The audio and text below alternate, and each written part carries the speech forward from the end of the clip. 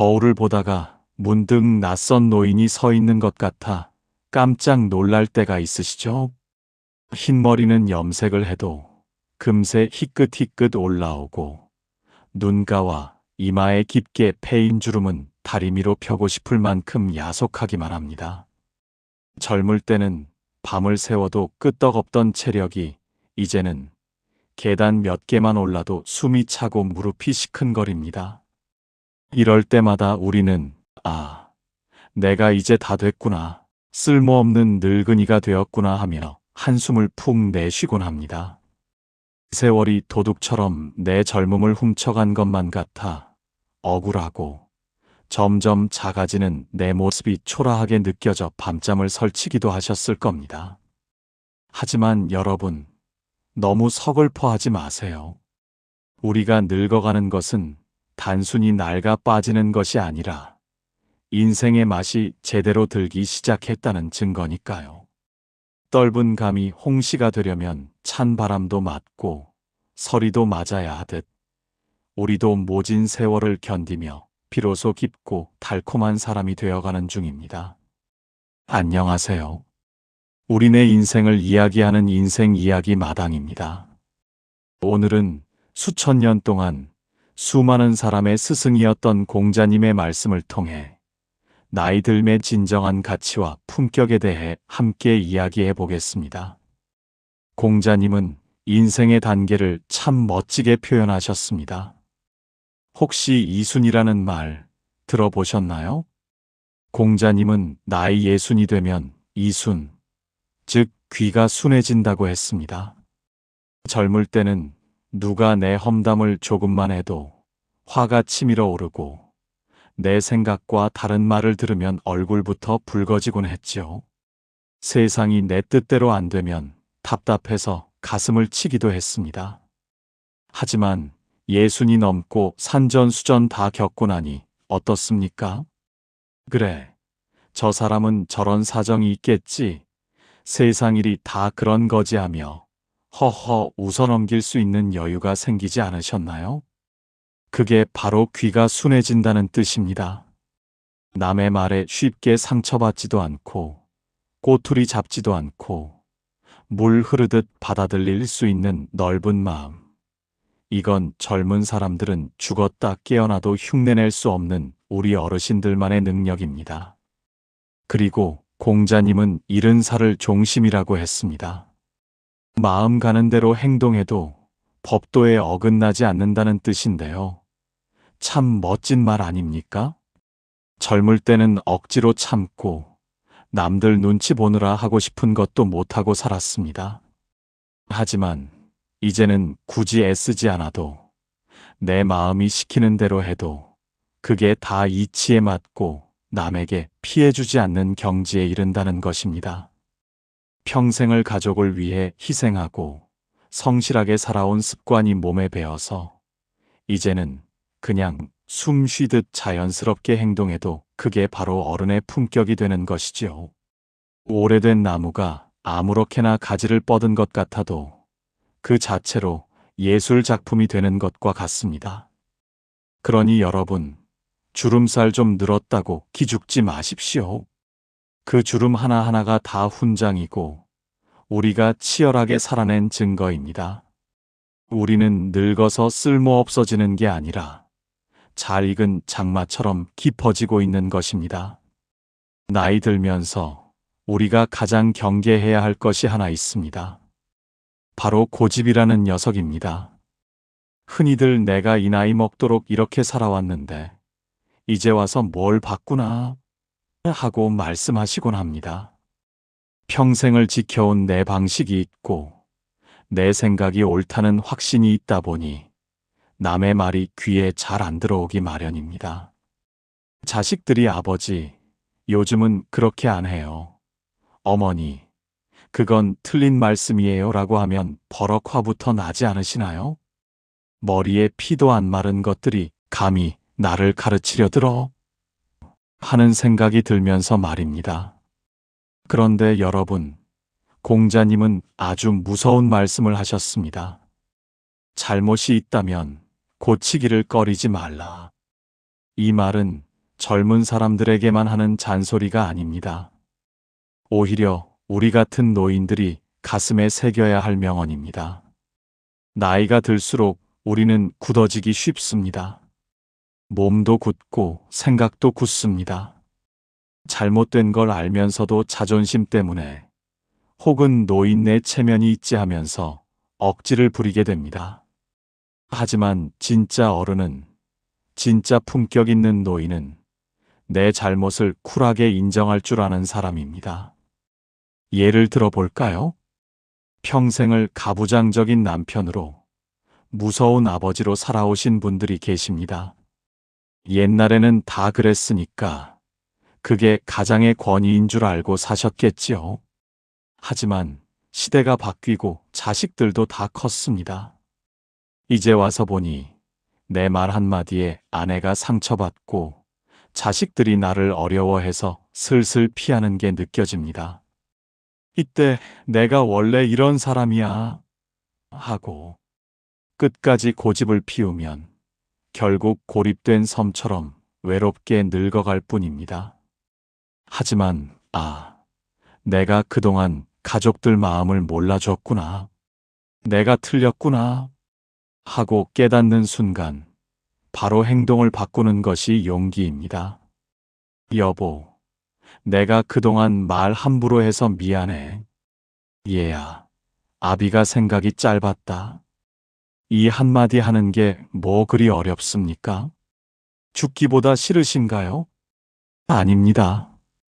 이 말을 뱉는 순간 무너지는 건 내 똥고집뿐이고 오히려 가족들의 존경과 사랑이 다시 쌓이기 시작합니다. 집도 오래되면 지붕이 새고 기둥이 삐걱거립니다. 오래된 집이니까 그냥 비 맞고 살아야지 하는 사람은 없습니다. 비가 새면 기와를 갈고 기둥이 썩으면 새 나무를 덧대야 그 집이 명품 고택이 되어 오래 보존되는 겁니다. 우리 인생도 마찬가지입니다. 나이 70, 80이 되어도 고칠 게 있으면 고쳐야 합니다. 어제까지의 내가 틀렸다면 오늘부터는 새로운 내가 되면 그만입니다. 늦은 때란 없습니다. 죽는 날까지 나를 갈고 닦아서 조금이라도 더 나은 사람이 되려고 노력하는 모습. 그게 바로 젊은이들이 보고 배우고 싶어 하는 진정한 어른의 모습 아니겠습니까? 고집쟁이 노인이 될지 아니면 언제든 배울 준비가 된 지혜로운 어른이 될지는 오늘 여러분의 마음가짐에 달려 있습니다. 나이 들면 가장 무서운 게 외로움이라고들 합니다. 자식들 다 출가시키고 배우자마저 먼저 떠나보내고 나면 빈집에 혼자 덩그러니 남겨진 기분이 들 때가 있습니다. 그 적막함이 싫어서 무작정 경로당에 나가보기도 하고 동네 공원에 나가 모르는 사람 틈에 끼어 앉아보기도 합니다.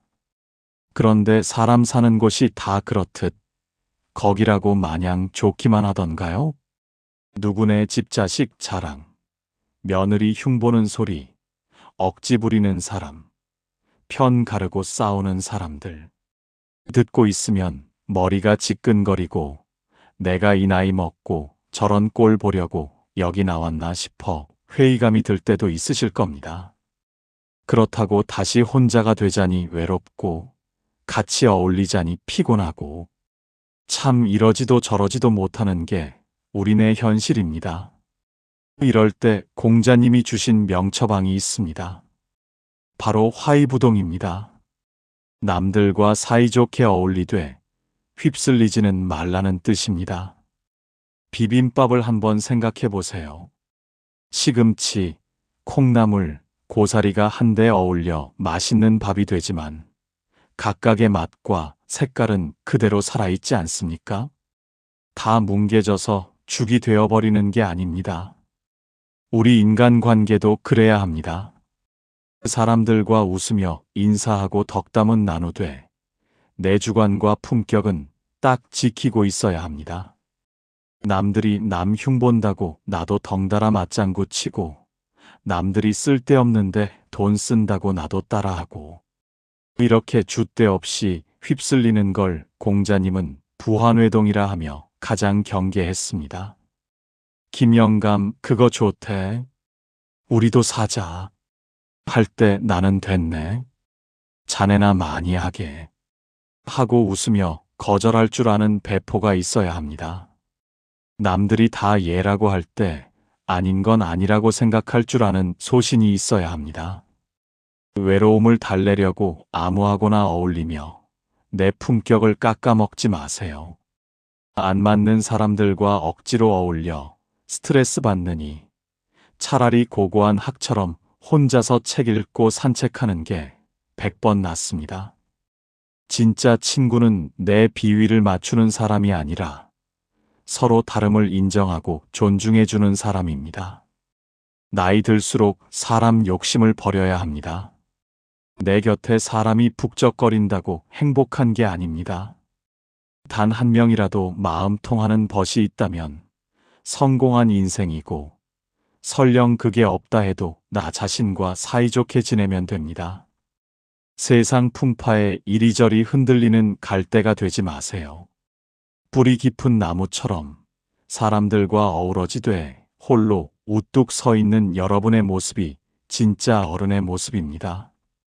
자려고 불 끄고 누우면 천장이 스크린이 되어 온갖 걱정거리가 영화처럼 지나가는 분들 많으시죠? 큰아들 사업은 괜찮나? 내 무릎 수술을 해야 하나 말아야 하나? 내가 치매라도 걸리면 어쩌나? 꼬리에 꼬리를 무는 생각 때문에 밤새 뒤척이다가 퀭한 눈으로 아침을 맞이하신 적 다들 한 번쯤 있으실 겁니다. 나이가 들면 겁이 많아집니다. 가진 게 없어서 겁나는 게 아니라 지켜야 할 게 많고 잃을 게 무서워서 그렇습니다. 내 몸도 예전 같지 않고 세상 돌아가는 속도는 너무 빠르니 불안한 마음이 드는 건 어찌 보면 당연합니다. 하지만 공자님은 이렇게 말씀하셨습니다. 어진 자는 근심하지 않는다. 마음이 넓고 깊은 사람은 쓸데없는 걱정으로 자신을 괴롭히지 않는다는 뜻입니다. 우리가 하는 걱정의 90%는 절대 일어나지 않을 일이거나 내 힘으로는 어쩔 수 없는 일이라고 합니다. 내일 비가 올지 안 올지 걱정한다고 해서 하늘을 바꿀 수 있나요? 없습니다. 우리가 할 수 있는 건 비가 오면 우산을 쓰고 나가거나 집에서 부침개나 부쳐 먹으며 빗소리를 즐기는 것뿐입니다. 자식 걱정도 마찬가지입니다. 다 큰 자식, 제 인생 제가 사는 겁니다. 부모가 대신 살아줄 수 없습니다. 우리는 그저 뒤에서 묵묵히 믿어주고 넘어지면 괜찮다 말해주는 걸로 충분합니다. 걱정은 흔들의자와 같습니다. 계속 흔들거리며 뭔가를 하는 것 같지만 실제로는 단 한 발자국도 앞으로 나아가지 못합니다. 오히려 내 기운만 쏙 빼놓고 오늘 누려야 할 행복마저 갉아먹을 뿐입니다. 그러니 여러분, 오늘 밤부터는 걱정 보따리를 좀 내려놓으십시오. 어떻게든 되겠지, 이만큼 살았으면 됐다 하는 배짱을 좀 가지셔도 됩니다. 하늘은 감당할 수 있을 만큼의 시련만 준다고 했습니다. 지금까지 그 모진 세월 다 이겨내고 살아남으신 여러분 아닙니까? 앞으로 닥칠 일들도 여러분의 연륜과 지혜라면 충분히 헤쳐나갈 수 있습니다. 내일 일은 내일에 맡기시고 오늘 밤은 두 다리 쭉 뻗고 편안하게 주무세요. 그게 바로 남은 인생을 건강하게 사는 비결입니다. 요즘 돈 없으면 노년이 비참하다라는 말을 뉴스나 주변에서 참 많이 듣습니다. 물론 돈 중요합니다. 병원비도 있어야 하고 손주들 용돈도 줘야 어깨가 펴지는 게 사실입니다. 하지만 돈이 인생의 전부는 아닙니다. 통장에 돈이 수십억 있어도 매일 돈 쓸까봐 전전긍긍하고 자식들이 재산 때문에 싸우는 집안을 보면 과연 행복해 보이던가요? 공자님은 아주 가난하게 사셨지만 누구보다 당당하고 행복했습니다. 거친 밥을 먹고 물을 마시고 팔을 베고 누웠어도 즐거움은 그 안에 있다. 이 말씀 참 기가 막히지 않습니까? 진수성찬이 아니면 어떻습니까? 따뜻한 밥 한 공기에 김치 한 조각이라도 내 입으로 씹어 넘길 수 있고 소화 잘 시키면 그게 보약이고 행복입니다. 비싼 침대가 아니면 어떻습니까? 내 집에서 내 팔 베고 누워 창밖의 새소리 들으며 낮잠 한숨 잘 수 있다면 그곳이 바로 천국입니다. 불행은 비교에서 시작됩니다. 옆집 김영감은 자식이 해외여행 보내줬다는데, 뒷집 방 여사는 명품 가방을 들었다는데, 남의 떡을 쳐다보는 순간 내 손에 들린 떡은 초라해 보이고 내 인생은 불행해집니다. 하지만 여러분, 행복은 크기가 아니라 빈도입니다. 큰 돈이 생겨야만 행복한 게 아니라 아침에 마시는 믹스커피 한 잔의 달달함, 산책길에 만난 예쁜 들꽃, 오랜 친구와의 수다, 이런 소소한 것들이 모여서 인생을 빛나게 만드는 겁니다. 부자를 부러워하지 마세요. 건강하게 두 발로 걸어 다니고 오늘 하루 별일 없이 보냈다면 여러분은 이미 충분히 성공한 인생입니다. 마음의 부자가 진짜 부자입니다. 가진 것에 감사하고 작은 것에 기뻐할 줄 아는 여러분이 세상에서 가장 품격 있는 부자입니다. 오늘 공자님의 말씀을 통해 우리 인생을 다시 한번 돌아보았습니다. 어떠신가요? 거울 속의 내 모습이 조금은 더 사랑스러워 보이시나요? 우리는 그저 늙어가는 것이 아닙니다. 봄의 꽃보다 더 붉고 아름다운 가을의 단풍처럼 가장 화려하고 깊이 있는 시간을 지나고 있는 것입니다. 그러니 이제 다 끝났다라고 생각하지 마세요. 오늘이 내 남은 생에서 가장 젊은 날이고 뭔가를 다시 시작하기에 가장 좋은 날입니다.